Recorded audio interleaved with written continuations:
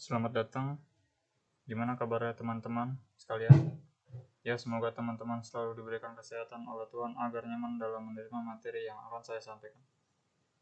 Pertama-tama, perkenalkan saya Wahyu Bagas Junjungkoton Hutapea. Di sini saya akan menyampaikan materi BIPA B1, subtema Mari Belanja. Tanpa perlu berlama-lama, langsung kita masuk ke materi. Di sini ditampilkan teks deskripsi dengan judul Pasar Tradisional. Saya akan bacakan teks deskripsinya, teman-teman dimohon menyimak. Dunia saat ini terus berkembang ke era digital yang membuat semua serba modern. Di Indonesia pun juga begitu. Banyak pasar modern bermunculan. Meski begitu, pasar tradisional tetap digandrungi masyarakat di Indonesia. Hal ini dikarenakan pasar tradisional memiliki beberapa keuntungan dan keunikan yang tidak dimiliki pasar modern. Apa saja keuntungan dan keunikannya? Pertama, pasar tradisional lengkap karena terdiri dari banyak pedagang dengan beraneka macam barang yang didagangkan. Seperti rempah-rempah, hampir semua ada, mulai dari pala, merica, lengkuas, kunyit, jahe, dan masih banyak lainnya. Rempah-rempah ini juga ada yang sudah dihaluskan, bahkan bumbu masaknya ada yang dijual dalam bentuk racik, sehingga pembeli tidak perlu meracik bumbu sendiri ketika memasak. Kemudian, barang kebutuhan sehari-hari seperti pakaian, perlengkapan mandi, dan alat tulis tersedia. Tidak ketinggalan pedagang kaki lima, seperti pedagang makanan, ada bakso, soto, mie ayam, sate, dan nasi goreng. Pedagang buah seperti durian, pisang, salak, rambutan, dan kelengkeng. Pedagang minuman seperti es kutang, bajigur, es doger, dan es cendol. Kemudian ada pedagang jajanan tradisional seperti kue pastel, kue dadar gulung, kue putu, kue risol. Semua tersedia di pasar tradisional. Kedua, pasar tradisional lebih murah karena langsung berasal dari hasil produksi. Belum lagi barangnya bisa ditawar harga dari yang sudah dipatok penjualnya. Bandingkan dengan pasar modern yang barangnya sudah memiliki harga tetap seperti yang tercantum di labelnya.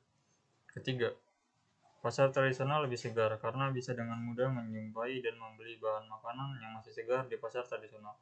Meskipun mungkin Anda mendapati barang yang tidak layak jual, namun tidak terlalu sulit memilah mana yang masih bagus dan yang tidak, karena barang-barang tidak disimpan di lemari pendingin yang dapat membuatnya terlihat segar dari luar.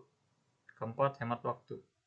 Jika belanja di pasar tradisional bisa menghemat waktu karena tidak perlu antri di kasir. Banyak pelanggan pasar modern sering dipusingkan masalah antrian panjang, khususnya di akhir pekan. Berikut gambar-gambar makanan-makanan, buah-buahan, minum-minuman, dan kue-kuean sebagai berikut. Pertama ada bakso. Pengucapannya bakso. Bakso. Bakso adalah produk pangan yang terbuat dari bahan utama daging yang dilumatkan, dicampur dengan bahan lain dibentuk bulatan dan selanjutnya direbus. Kemudian ada risol. Risol pelafalannya risol. Risol adalah pastry berisi daging, biasanya daging cincang dan sayuran yang dibungkus dadar dan digoreng setelah dilapisi tepung pasir dan kocokan telur ayam. Kemudian dadar gulung, pelafalannya dadar gulung. Dadar gulung merupakan makanan tradisional khas Kota Bandung yang berbentuk bulat memanjang dan di dalamnya terdapat parutan kelapa yang dicampur dengan gula Jawa cair. Kemudian ada buah rambutan, pelafalannya rambutan. Rambutan adalah buah yang terbungkus oleh kulit yang memiliki rambut di bagian luarnya dengan duri tempel yang bengkok, lemas sampai kaku. Kulit buahnya berwarna hijau dan menjadi kuning atau merah jika sudah ingin matang. Kemudian pastel. Pengucapannya pastel. Pastel semacam pastry yang dibuat dengan meletakkan isian di atas adonan lalu dilipat dan ditutup rapat. Kemudian ada buah salak. Pengucapannya salak. Salak merupakan buah tropis yang juga menjadi buah asli Indonesia. Kulit buah salak bersisik seperti ular, makanya disebut snake fruit. Kemudian ada nasi goreng.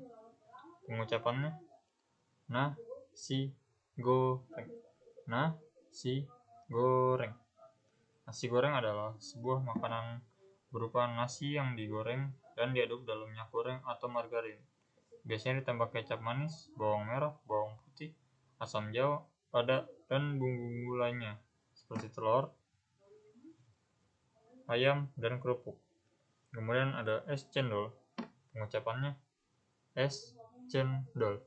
Es cendol.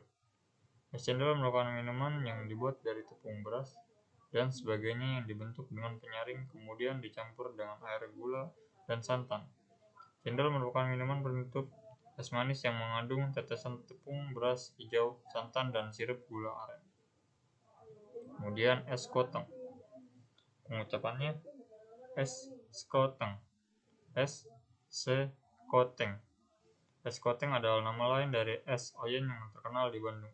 Penamaannya sekuteng karena es ini memakai biji delima sagu atau sagu mutiara sebagai salah satu isiannya.